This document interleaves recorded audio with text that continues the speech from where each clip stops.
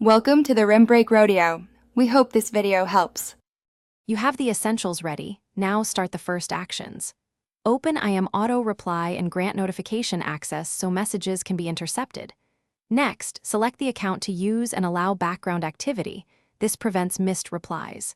Create a new template, name it clearly, and type the message you want sent. Once done, set trigger conditions, time ranges, or contact groups so replies only go out when you intend. This gets you into the live configuration quickly and correctly. Continue by defining how and when replies fire. You'll set time windows, contact lists, and keyword filters so only relevant messages trigger the auto reply. This reduces false replies. Next, configure repeat rules. For example, 1 reply per contact every 30 minutes to avoid spamming the same person. Also enable personalization tokens like name or time, which increase clarity and reduce confusion.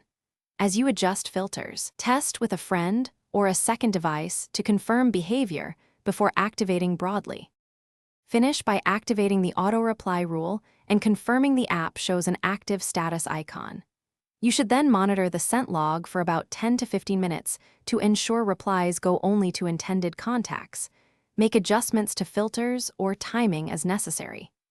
If the system doesn't send messages, check notification permissions, battery optimization exemptions, and ensure the app is up to date. One key troubleshooting tip: reboot the device after changing permissions.